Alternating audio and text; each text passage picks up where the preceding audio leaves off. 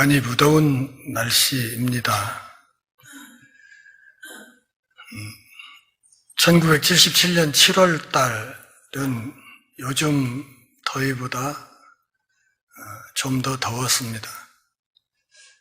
그때 저는 서울 천호동 거여동에 있는 공수훈련장에서 공수교육을 받고 있었습니다.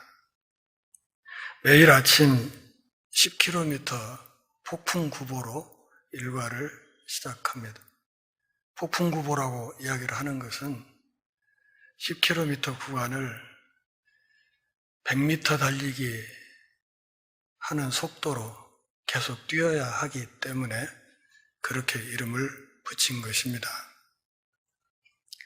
그 폭풍구보가 끝나갈 무렵, 그러니까 한 9km, 500에서 800 정도 되는 거리에 똥통이 있었는데 거기에 시궁창과 똥통이 섞인 그 연못이 있었습니다. 거기에 우리를 집어넣고 잠수하도록 했습니다. 머리 꼭대기까지 완전히 그 똥통 속에 들어가서 가만히 앉아 있는 것이지요.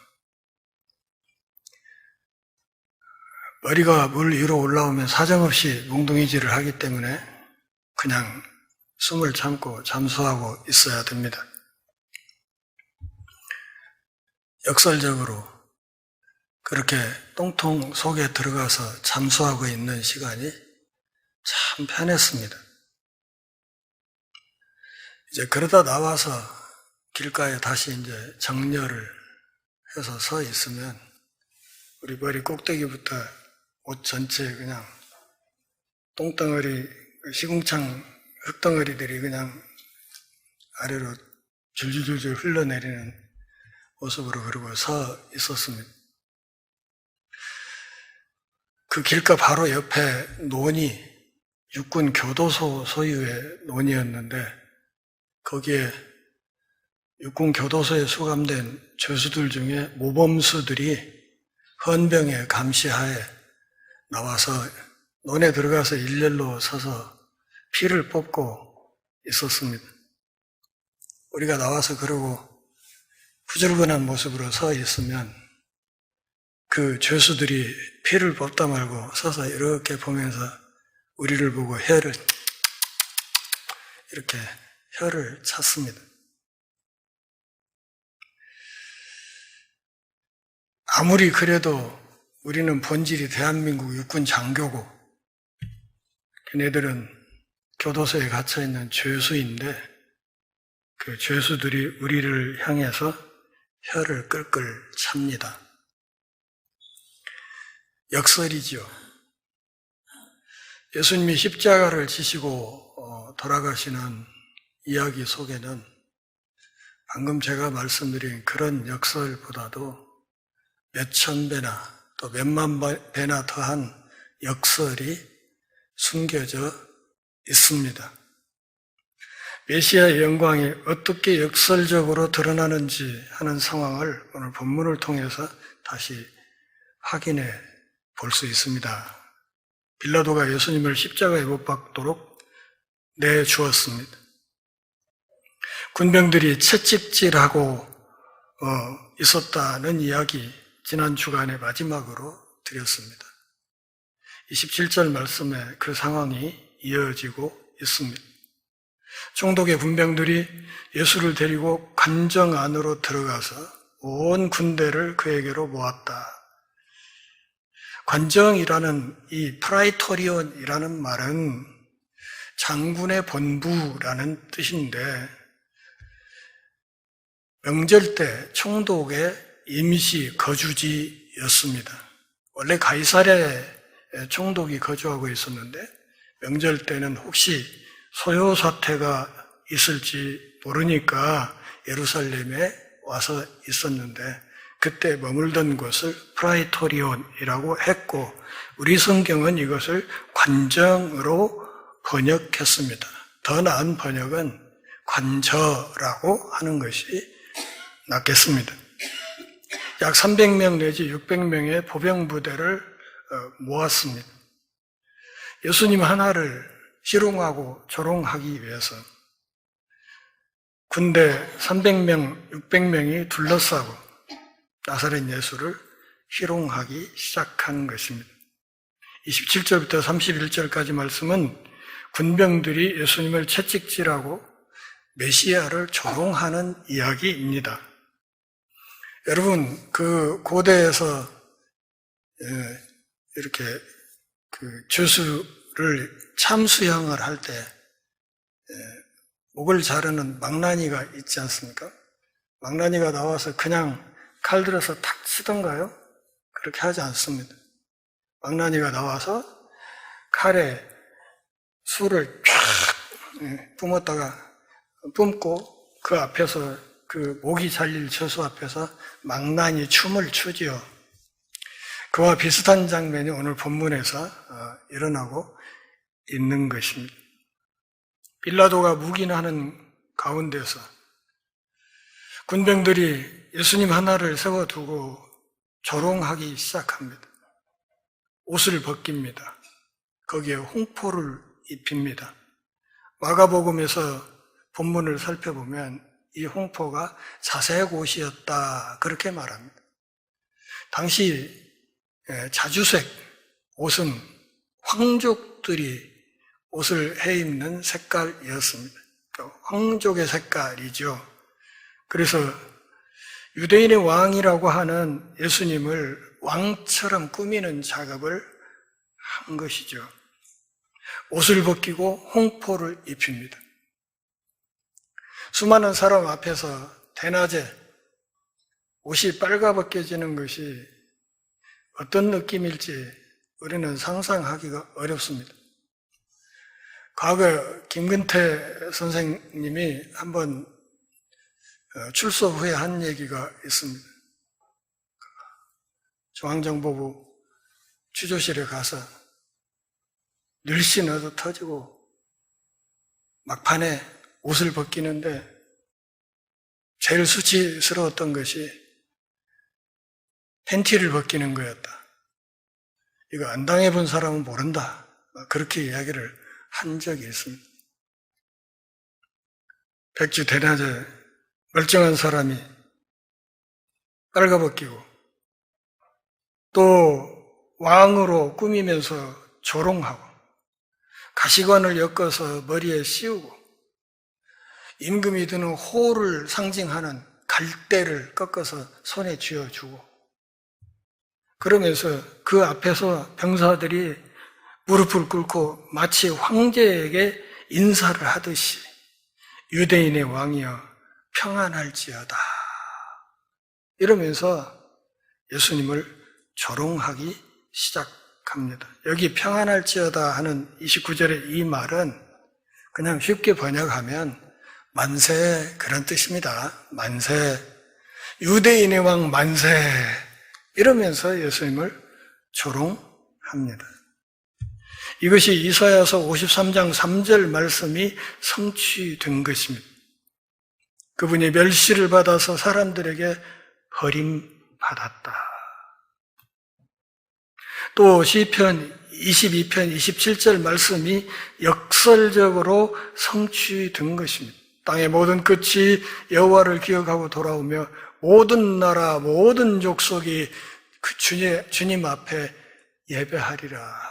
무릎을 꿇고 유대인의 왕 만세 하면서 비록 조롱하는 행위이지만 이것이 역설적으로 그분의 왕되심을 찬양하는 장면이 되었다는 것입니다. 우주의 왕이신 그분이 하찮은 로마 졸병들에게 치욕스런 조롱을 당하고 있는 것입니다. 그들은 조롱한다고 했지만 사실은 그들의 입을 통해서 하나님이 진리를 말하고 있다는 것입니다. 그분이 누구다? 유대인의 왕이다. 유대인은 모든 민족을 대표하는 민족이었기 때문에 유대인의 왕이라는 말은 곧 인류 전체의 왕이시다. 그런 말입니다. 30절 같이 읽겠습니다. 그에게 침뱉고 갈대를 빼앗아 그의 머리를 치더라. 처절한 조롱과 학대를 예수님이 경험했습니다. 얼굴에 침을 뱉고 손에 들려주었던 갈대 호를 빼앗아서 그걸로 가시관이 둘러쳐진 머리를 두들겨 패고, 로마 군인들은 황제에게 목숨을 바쳐서 충성한다는 것을 표현하기 위해서 충성의 표로 황제의 손에 입을 맞춥니다. 무릎 꿇고 황제의 손에 입을 맞추는 것과 갈대 호를 뺏어서 얼굴을 치고 그러면서 얼굴에 침을 뱉고 하는 이 멸시와 조롱이 얼마나 격차가 많습니다. 이렇게 해서 망나니 춤이 끝이 나게 됩니다. 망나니 춤이 끝나면 어떻게 됩니까? 죄수는 죽는 것입니다. 희롱을 다한 후 홍포를 벗기고 돌아 그의 옷을 입혀 십자가에 못 박으려고 끌고 나가니라. 한동안 로마 군병의 놀이개가 되었던 예수님을 십자가에 못 박기 위해서 골고다 언덕을 향해 가기 위해서 시가 행진을 시작합니다. 자, 우리가 지금 몇 주에 나눠서 이야기를 했지만 사실은 이게 지금 하룻밤 사이입니다. 하룻밤 사이. 어제 저녁 때 체포돼가지고 밤중에 불법 재판 대제사장에 들여서 하고 아침에 빌라도에게 끌려갔다가 빌라도가 어쩔 수 없이 사형을 선고해서 십자가에 죽이도록 하고 그래서 조금 전까지 이렇게 조롱을 당하고 그리고 이제 시가 행진을 하는 것입니다. 아주 초고속으로 형이 집행되는 것입니다. 우리나라에 이런 일이 있었죠. 인혁당 사건. 죄수 8명에게 사형을 선고하고 18시간 만에 형을 집행해버렸습니다. 나중에 이 사람들 모두 무죄 판결을 받았습니다. 그러나 죽은 목숨은 돌아오지 않습니다. 사람 8이 죽은 것이 아니라 8개의 가정이 파괴돼 버린 것입니다. 이게 박정희가 했던 짓입니다. 그와 똑같은 사법살인이 지금 예수님의 십자가형에서도 그대로 나타나고 있는 것입니다. 이 십자가형 집행은 원래 부총독이 하게 되어 있었는데 이제 예수님의 십자가형을 집행하는 과정을 보면 누가 나타나요? 백부장이 나오죠. 이것은 부총독이 예수님을 십자가에 못 박는 이 형벌을 집행하는 일을 거부했던 것으로 보입니다. 그래서 대신 그 밑에 백부장이 나서서 형을 집행하게 되었던 것입니다. 민수기 15장 말씀을 보면 이 형 집행은 반드시 성문 밖에서 하도록 되어 있습니다. 예루살렘 성문 밖에서. 그래서 골고다 언덕으로 끌고 가는 겁니다. 32절부터 34절까지 예수님이 골고다로 끌려가면서 행진하는 모습이 나오는데 이것이 바로 메시아의 개선 행진입니다. 이것도 역설입니다. 자기가 못 박힐 십자가 버팀목을 짊어지고 시가 행진을 해 가는데 마태는 이 처절한 장면이 메시아이신 예수님의 개선 행진이라고 인식을 하고 오늘 본문을 기록하고 있는 것입니다. 시가 행진을 시작했습니다. 나가다가 예루살렘 성 밖으로 나가다가 시몬이란 구레네 사람을 만나게 되었습니다. 그리고 길거리에서 구레네 시몬이 차출됩니다. 그리고 예수님이 지고 가는 십자가 버팀목을 그에게 대신 짊어지도록 했습니다. 구레네는 시리아의 리비아 서북편에 있는 곳입니다. 아마 그는 디아스포라 유대인이었을 것이고 6월절 잔치에 참여한 순례객이었을 것입니다. 거기에 머물다가 어쩌면 오순절 때 베드로가 하는 설교를 듣고 회심했을 것입니다.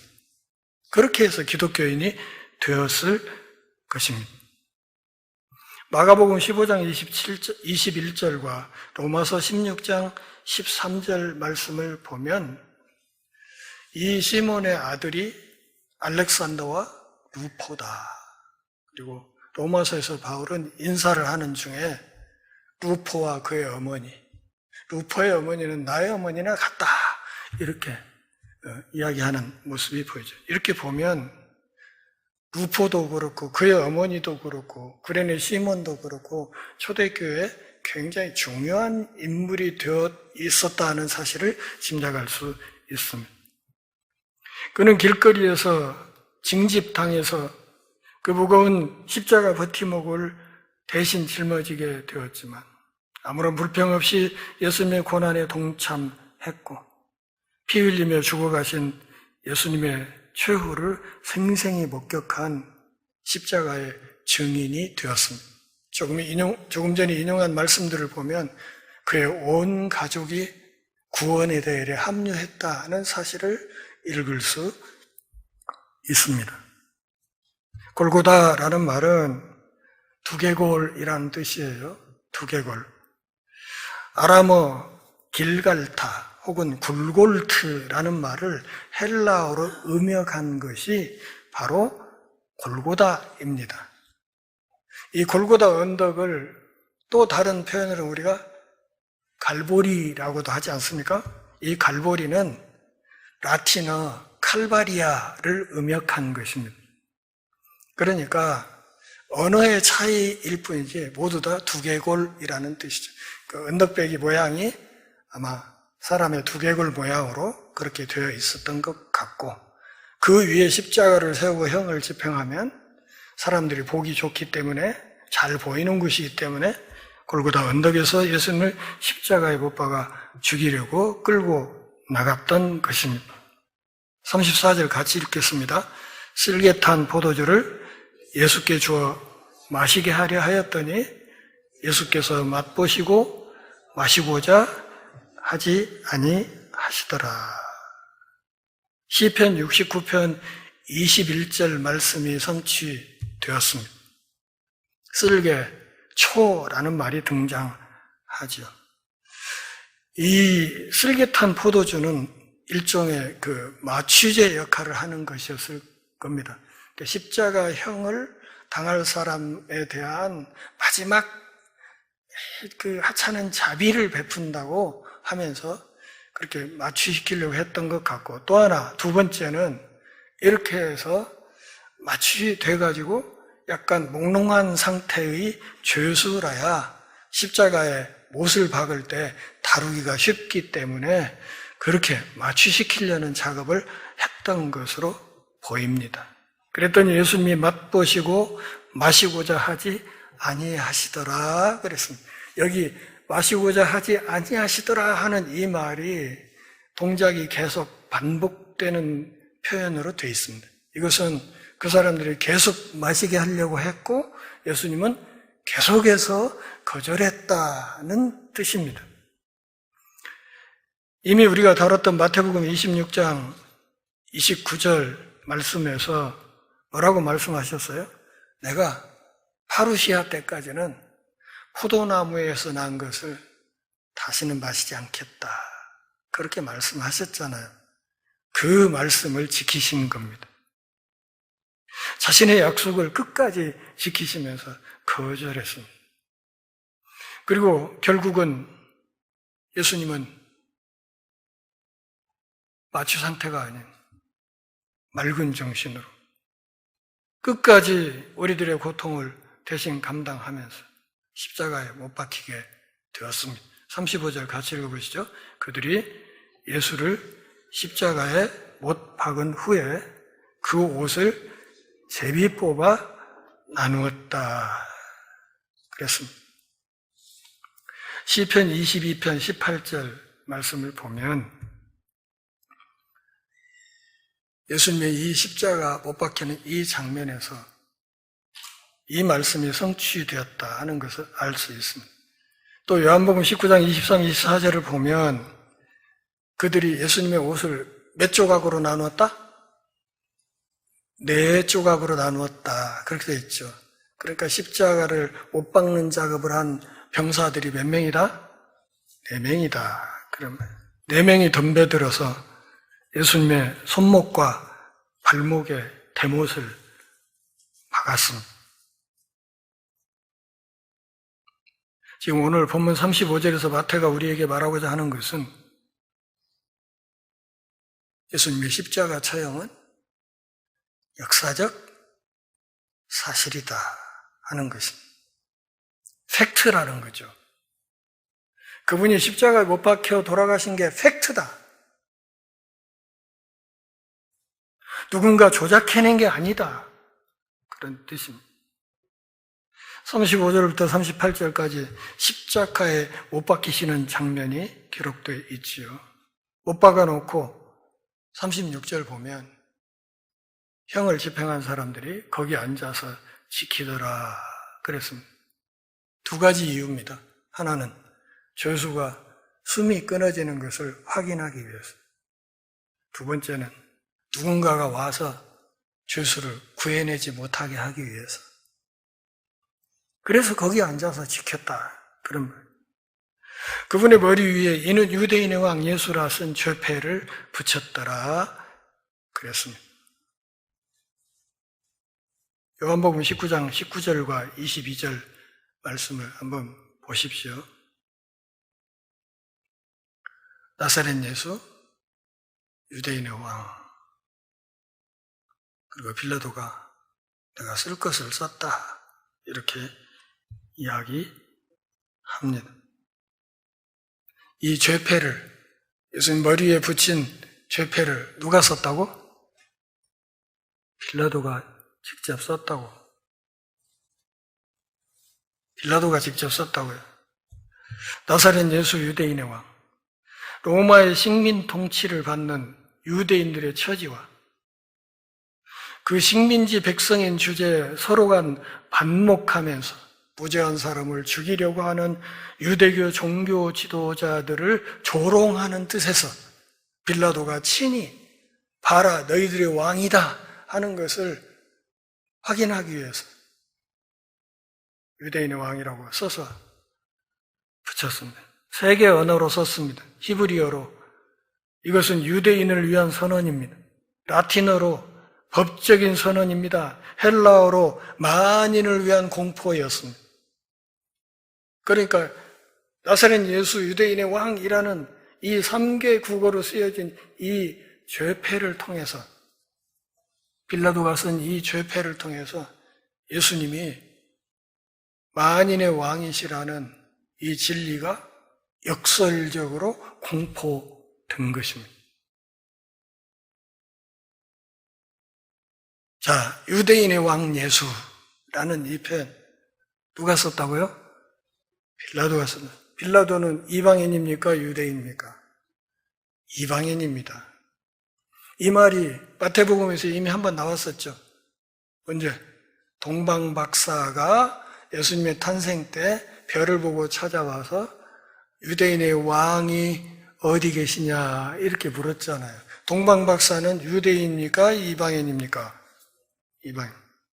희한하게 이 복음서의 앞부분에서도 그렇고 이 끝부분에 와서도 예수님을 유대인의 왕이라고 일컬어준 사람들은 전부 다 누구? 이방인들이에요. 그래서 마태복음 맨 끝에 이방인 선교에 대한 명령을 예수님이 내리고 있는 것입니다.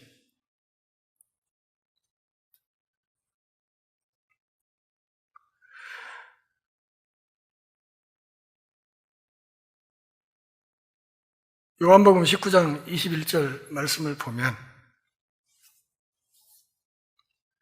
빌라도가 이 패를 쓰니까 유대인들이 와서 거기에 어떤 말을 하나 넣으라고 그래요? 그 앞에다 자칭이라는 말을 넣어달라, 추가해달라 이렇게 요청. 자칭이라는 말을 넣으라는 이유는 뭐예요?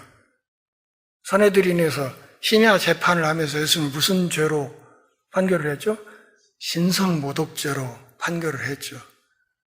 이런 죄는 돌로 쳐 죽여야 되죠. 근데 십자가에 못 박아 죽이기 위해서 빌라도에게 데려다 놓고 그 사람이 죄패를 써놓으니까 그 앞에다가 자칭을 추가해달라 이렇게 요청했습니다. 뭐 하려고? 자기들의 신성모독죄 판결이 정당했다는 것을 기록으로 남기려고. 자칭이라는 말을 넣어주세요 했더니 빌라도가 아까 뭐라고 그랬어요? 내 쓸 것을 썼다. 이 말은 쉽게 번역하면 무슨 뜻이에요? 내가 쓸 것을 썼다 하는 이 말은 내 맘이요. 내 맘이요. 내 맘이요. 내가 쓰기 싫다는데 그냥 유대인의 왕이요. 자칭이 아니고 그냥 유대인의 왕이요. 내 맘이요. 이러고 끝내버린 거예요. 그때 예수님이 십자가에 못 박힌 이 현장에 좌우편에 강도 둘이 함께 십자가에 못 박혀 있었습니다. 이것이 이사야서 53장 12절 말씀이 성취된 것입니다. 범죄자 중 하나로 헤아림을 입었다 하는 이 말, 마치 강도 취급을 당했다. 메시아가 강도 취급을 당할 거다 하는 이 예언이 성취되었다는 것이죠. 그 좌우편에 강도 둘이 함께 못 박혀 죽게 되었다는 것이죠. 자, 한번 물어보죠. 예수님의 이 좌우편 자리, 누가 욕심냈던 자리입니까? 이 좌우편 자리, 누가 욕심냈던 자리예요?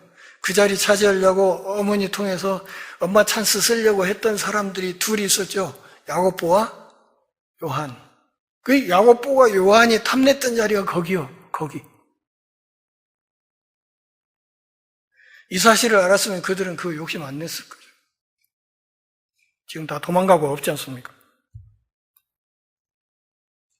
십자가에 못 박힌 이 참혹한 죄수를 보면서 지나가던 자들은 자기 머리를 흔들면서 예수를 모욕합니다. 유대인들의 관습에서 머리를 흔들면서 욕하는 것은 이게 사람들을 조롱하고 모욕하는 유대인들의 습성이에요. 그들의 관행이에요, 관행. 누구를 조롱하려면 이 머리 흔들면서 그렇게 하는 습성이 있다고 하죠. 십자가에 못 박혀 죽음의 길을 걸어가고 있는 사람 앞에서 아주 잔인한 조롱과 멸시가 있었습니다. 그러면서 조롱합니다. 40절 같이 읽어봐요. 성전을 헐고 사흘에 짓는 자여, 네가 만일 하나님의 아들이거든 자기를 구원하고 십자가에서 내려오라. 십자가에서 내려오라 40절에 있고 42절에 또 지금 십자가에서 내려와라 하는 말이 또 있습니다. 이거 잘 기억하고 계셔. 십자가에서 내려와라. 네가 만일 하나님의 아들이라면 자기를 구원하고 십자가에서 내려오라. 네가 만일 하나님의 아들이거든. 이 말 어디서 들은 소리잖아요. 저 앞에 4장 예수님이 광야에서 시험 받을 때 마귀가 계속 했던 얘기가 네가 하나님의 아들이라면 이라는 말이었어요. 그 말이 지금 그분이 십자가를 지는 현장에 또 등장하는 겁니다. 그리고 이미 우리가 다뤘던 26장 63절에 가보면 가야바가 질문할 때 또 네가 하나님의 아들이냐? 이렇게 묻지 않습니까? 무슨 말인가? 마태는 이런 복음서의 이 본문의 배열을 통해서 대제사장인 가야바의 입에서 마귀의 소리가 나오고 있었다는 이야기를 하는 겁니다. 대제사장 가야바의 입에서 마귀가 했던 말이 나오고 있었다. 그들이 마귀의 종노릇을 하고 있었고, 그래서 그 결과 나사렛 예수를 이렇게 십자가에 처참하게 옷을 받게 되었던 것이다. 이렇게 이야기를 하는 것입니다. 지나가는 사람들을 통해서 계속 조롱하는 말을 하면서 예수님이 어디에서 내려오도록? 십자가에서 내려오도록 계속 유도하는 것입니다. 예수님이 극단적으로 약해진 상태에서 사단의 유혹이 계속되고 있는 것입니다. 뭐하러 그거 지려고 해? 그냥 내려와. 그거 지지 말고 내려와. 37절에서는 로마 군인들이, 39절, 40절에서는 군중들이 그리고 여기 41절에서는 또 산헤드린의 핵심 인물들이 희롱하면서 십자가에서 내려오라고 조롱합니다. 계속해서 마귀의 음성이 예수님의 귀에 들리는 거예요. 내려와라. 십자가에서 내려와라.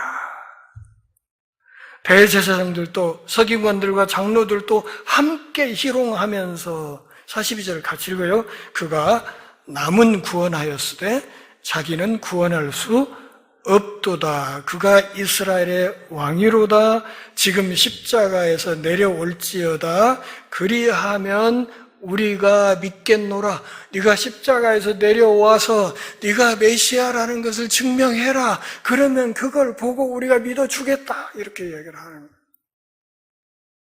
보고 믿어주마. 이거 얼마나 무서운 유혹입니까? 지금 내려와라. 그러면 네가 메시아라는 거 인정해 줄게. 믿어줄게. 내려와. 제가 그 위치에 있었다면, 그리고 그럴 능력이 있다면 저는 이랬을 것 같아요. 그리고 알았어. 하나님 죄송합니다. 한 1분만 좀 쓸게요. 이러놓고 짠! 하고 내려와서 봤지. 나 내려왔잖아. 그리고 군병들에게 다시 박아. 이랬을 것 같아요, 저는. 예수님은 끝까지 그 유혹과 싸워서 이겨냈습니다. 안 내려와요. 내려오면 우리가 보고 믿겠다. 다시 말하면 정치적인 메시아의 능력을 보여주라. 그러면 믿어줄게. 이런 얘기. 너를 메시아로 인정해줄게. 이런 말이죠. 그렇게 할 수 있는데 안 해. 그들 입에서 나온 중요한 팩트가 하나 있습니다. 그게 뭐예요? 남은 구원하였다. 예수님이 하신 사역의 핵심이 뭐예요? 남을 구원하는 거예요. 남을. 죄인들을 구원하는 거예요. 그 일을 했어요. 그걸 얘네들도 인정한 거예요. 대제사장도 인정을 했어요. 그건 인정을 했어요. 그런데 지 몸은 구원 못하네? 이런 얘기죠. 이게 뭐예요? 메시아의 순환이죠. 대신 순환. 속죄 제물로 당신을 드린 그 대속 제물로 드려진 예수님의 몸. 그러니까 이 42절이 얼마나 중요한 말씀인지 아시겠죠? 복음의 핵심을 요약하고 있는 말씀입니다. 죄인을 구원하기 위한 삶. 그럼에도 그를 위해 당신의 몸을 희생 제물로 내놓으신 예수님의 고귀한 정신. 그리고 마귀의 유혹에 끝까지 넘어가지 않는 그분의 결단력. 이것이 눈부시게 드러나 있는 것이 바로 42절 말씀입니다. 이 사람이 이스라엘의 왕이다 그랬죠. 아까 빌라도는 어떻게 썼어요? 유대인의 왕 이렇게 썼는데 지금 이 사람들은 조롱하면서 뭐라고? 이스라엘의 왕 그랬죠. 이스라엘이라는 말은 언약적인 이름이에요. 유대 민족의 언약적인 이름이 이스라엘이에요. 그 의미가 좀 다르죠. 그분은 유대인의 왕임과 동시에 또 누구의 왕이다? 이스라엘의 왕이라는 것을 대제사장들이 자기들의 입으로 역설적으로 고백하는 거예요. 그가 하나님을 신뢰하니 하나님이 원하시면 이제 그를 구원하실지라 그의 말이 나는 하나님의 아들이라 하였도다. 시편 22편 8절 말씀이 성취되었습니다. 여호와께 의탁하니 구원하실걸 그를 기뻐하시니 건지실걸 하나이다. 똑같죠? 시편 말씀이 또 이렇게 성취됐습니다. 이들의 이 말은 무슨 뜻인가 하면 그가 진짜로 메시아라면 하나님이 구해주실 텐데 그렇지 않는 것으로 보아 이 녀석은 가짜 메시아다. 그런 얘기예요. 넌 가짜야. 진짜 메시아일 리가 없어. 구속사역을 위해서 하나님께서 메시아를 십자가에 죽이는 이 위대한 섭리를 조롱하고 있는 거예요. 누가? 유대교 최고 종교 지도자들이 신학에 도가 떴다는 사람들이 나서서 이 짓을 하고 있는 거예요. 나는 하나님의 아들이라 하는 걸 뭘로 증명합니까? 나중에 부활로 증명합니다. 죽음을 이기는, 하나님이 없다고 얘기하는 그곳에 하나님이 현존하고 있었습니다. 그들만 그런 게 아니라 이분을 십자가에 못 박은 군병들과 그리고 함께 십자가에 못 박혀 있는 강도들도 그와 같이 똑같이 예수님을 어쨌다? 욕하더라. 여기 욕하더라 이 말이 헬라 원문을 잘 보면 이 반복하는 걸로 되어 있어요. 그러니까 한번 욕하고 끝난 게 아니라 숨 떨어질 때까지 계속 욕을 하고 있었다는 뜻이에요. 그래서 이때 십자가에서 숨이 끊어지는 예수님의 그 고독감을 우리가 좀 상상해 볼 필요가 있습니다. 누가복음 23장 39절부터 43절까지 말씀을 보면 두 강도 가운데 한 사람이 회심해서 그분과 함께 낙원에 들어간 사실을 확인할 수 있습니다. 이 십자가에 못 박힐 정도의 죄를 지닌 이 죄수들도 군중들이 하는 말에 죽어가면서도 상대적으로 자기들이 도덕적으로 우월하다는 느낌을 받았던 것 같아요. 그러니까 그냥 예수님을 마구 욕하면서 죽어간 거죠. 그 중에 하나는 다행히 회심을 했습니다. 사랑하는 동역자 여러분, 예수님이 십자가를 지고 죽어가는 참혹한 모든 과정에서 제가 쭉 빨리빨리 설명을 해드린 대로 구약의 수많은 예언들이 성취되었습니다. 이런 죽음이 가능할까요?